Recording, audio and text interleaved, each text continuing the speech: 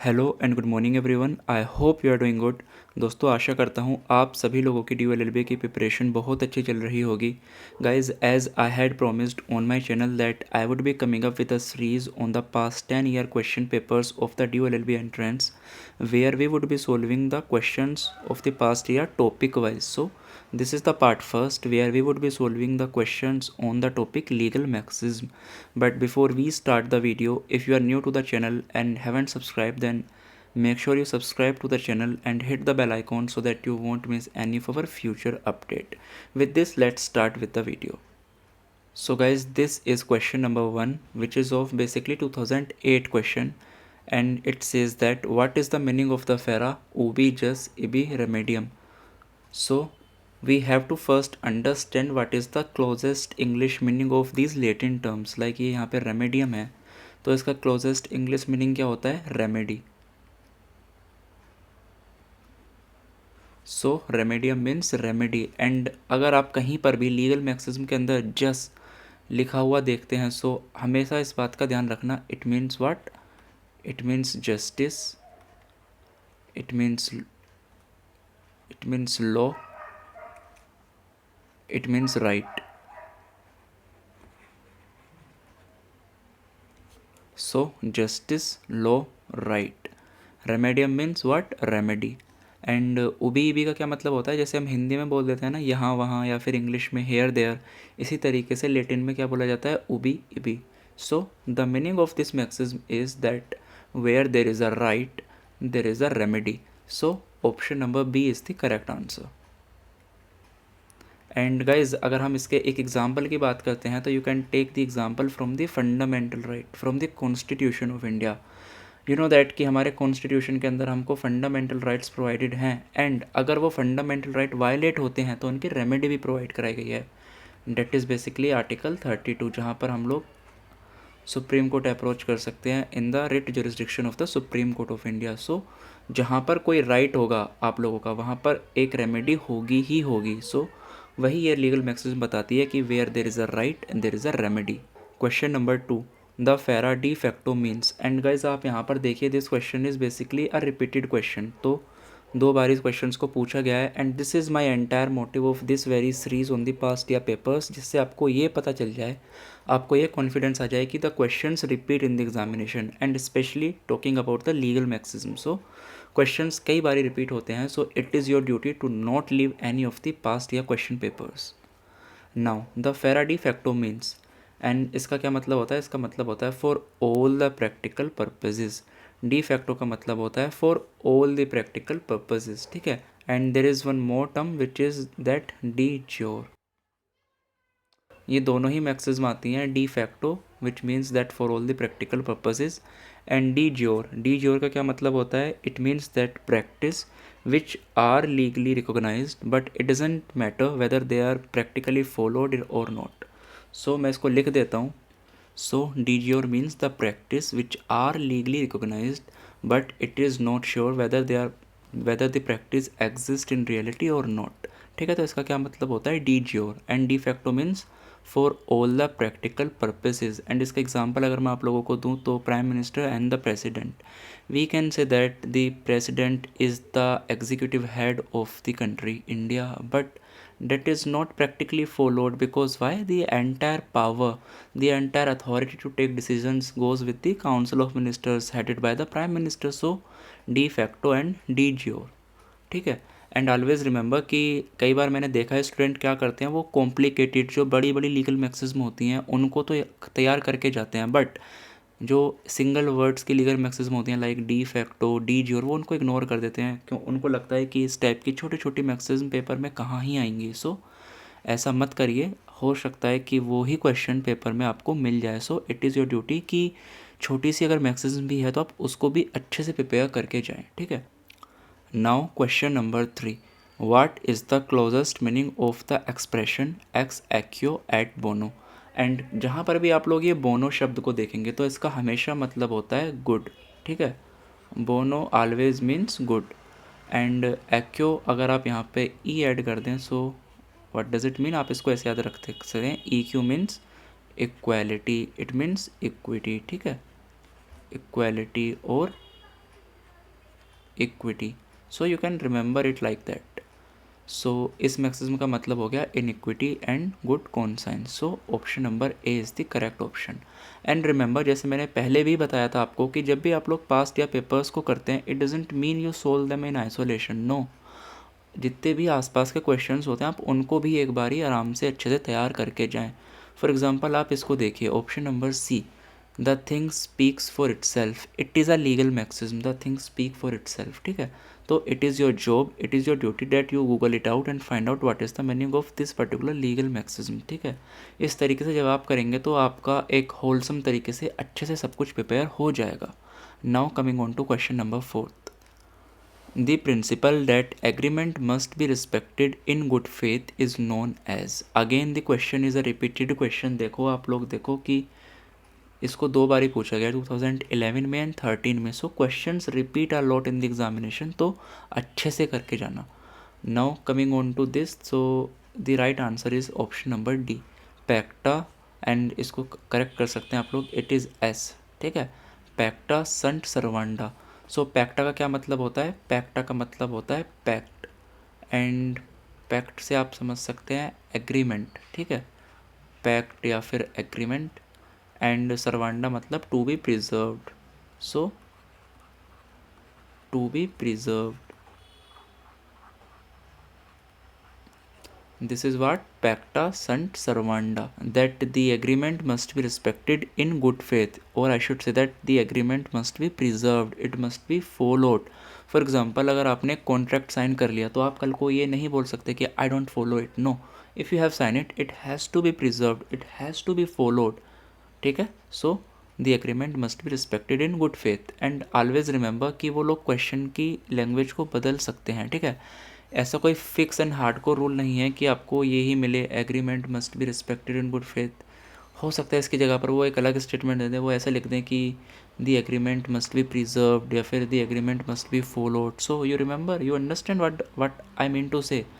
मेरा मतलब है कि सिर्फ ब्लाइंडली ये मत देखिए कि यही स्टेटमेंट होगा. नो, इसके आसपास के स्टेटमेंट को भी वो लोग आपस आराम से पूछ सकते हैं. So your job is to understand and clear the basic funda. ठीक है, आप फंडा क्लियर करेंगे सो वो कुछ भी बदल दें, you can able to solve the question. Now coming on to question number 5. The meaning of which of the following maxim is where there is a right there is a remedy. And हमने इसको पहले भी solve कर लिया है. ठीक है, आप लोग देख रहे हैं कि किस तरीके से चेंज हो रहा है. पहले उन लोगों ने क्या दिया था, आपको मैक्सिज्म दी थी एंड आपसे उसका इंग्लिश मीनिंग पूछ रहे थे. इस बार ही इंग्लिश मीनिंग दिया है एंड आपसे मैक्सिज्म पूछ रहे हैं. तो आप लोग इसका आराम से गेस कर सकते हैं. The right option is option number A, that is ओबी जस्ट एबी रेमेडियम which we just solve. Now coming on to question number 6. लेक्स फोरी, इट इज़ आर. ठीक है, आप इसको करेक्ट कर लें, दिस इज़ आर. लेक्स फोरी, लेक्स का क्या मतलब होता है? लेक्स मीन लॉ. तो आप अगर कहीं पर भी लेक्स लिखा देखते हैं, इट मीन्स लॉ. लेक्स फोरी का क्या मतलब होता है? It means that the law of the court in which the case is tried. ठीक है, so the option number B is the right one. Now coming on to question number 7. The term साइन ए डाई means, and I hope that most of you have read this term before also, या फिर आपने सुना तो कम से कम इसको होगा ही. व्हाट डज दिस साइन ए डाई मीन्स? साइन ए डाई मीन्स इनडेफिनेटली. ठीक है, इसका क्या मतलब होता है?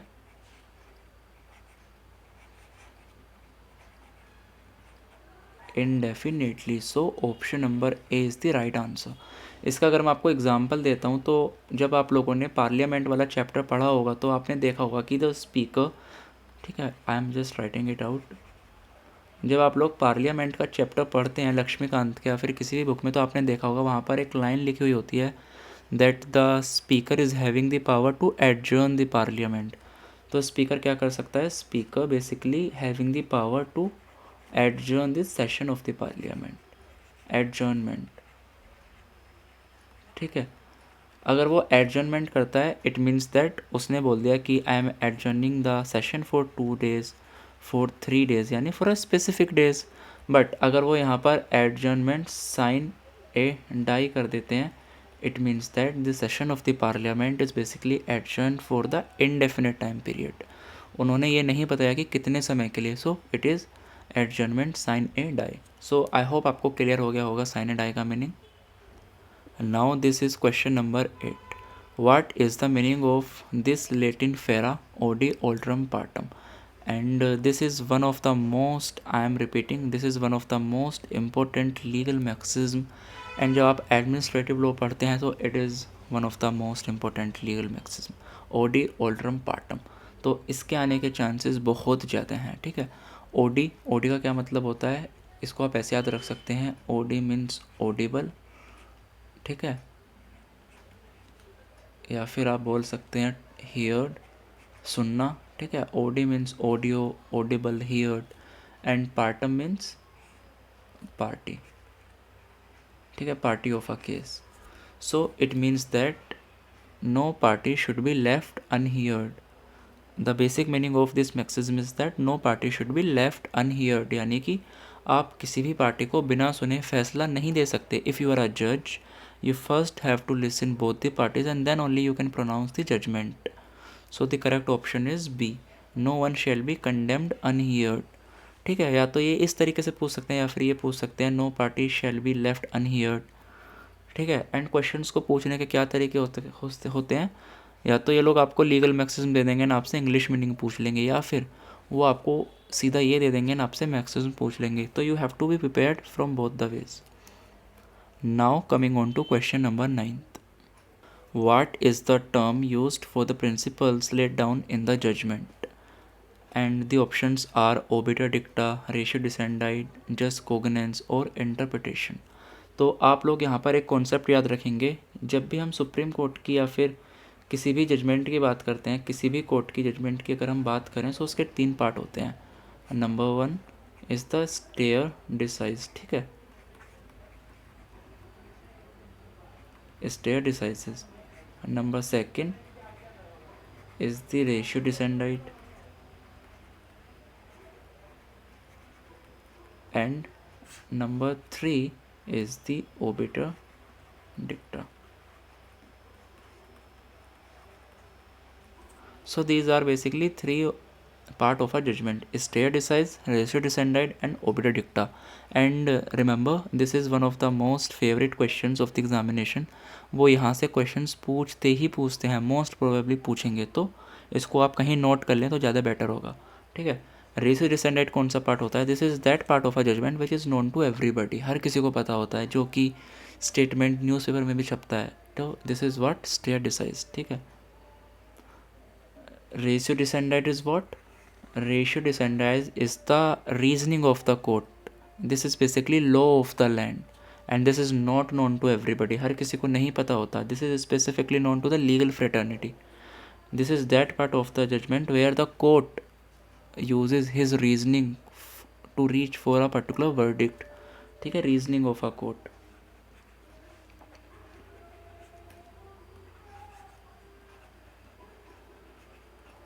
This is basically law of the land. इसी को हम लोग बोलते हैं प्रीसीडेंट्स, ठीक है। And obiter dicta, this is that part of a judgment which is having no legal effect.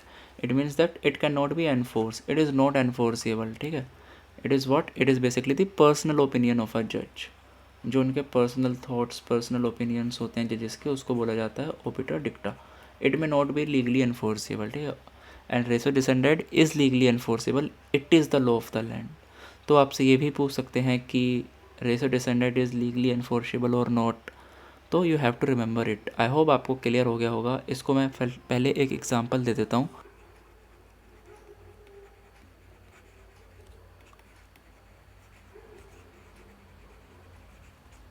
So Sabarimala judgement के अंदर क्या वर्डिक्ट आया था कि the women's entry in that particular temple is allowed. It is known to everybody, it is printed on the headlines of the newspaper, so it is stare decisis. फिर उस judgement तक पहुंचने के लिए, उस वर्डिक्ट तक पहुंचने के लिए जो सुप्रीम कोर्ट ने रीजनिंग यूज़ करी थी, that is basically ratio decidendi, ठीक है, that is the law of the land.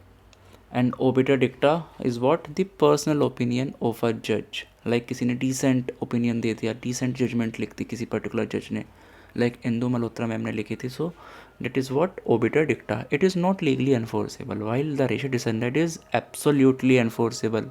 It is the law of the land, it is the reasoning, it is the precedent. I hope आप कभी नहीं भूलेंगे इस concept को। Now coming on to the options. So question क्या बोल रहा है हमारा, what is the term used for the principles laid down in the judgment. So आप बताइए क्या होगा। It is option number B, ratio decidendi, ठीक है। एंड ये जो इन्होंने सी एंड डी दिए गए हैं, these are completely for the confusion point of view, ये सिर्फ आपको कन्फ्यूज़ करने के लिए डाले गए हैं। They are having no legal effect. Now coming on to question number 10 and this is the last question of the today's video. In relation to a case, the term res sub judice means that। आप बताइए कि res sub judice का क्या मतलब होता है। It means that the case is pending before the court. The case is still pending and it will be heard very soon। ठीक है, कब सुना जाएगा वो नहीं पता, but it is pending। So आप इसे याद रख सकते हैं।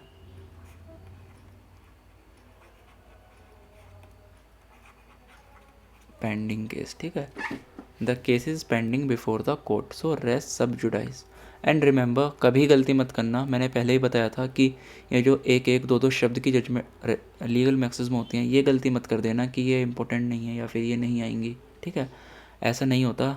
दे may ask you the judgment, they may ask you any of it. So best way क्या है तैयार करने का, मैं आपको बता रहा हूँ, मेरी 5 वीडियोज़ होंगी लीगल मैक्सिज्म के ऊपर। एंड अगर आप उन 5 को आराम से देख लेते हैं, उनको ही करके जाते हैं, I am guaranteeing that you will not miss any of the questions on the legal मैक्सिज्म।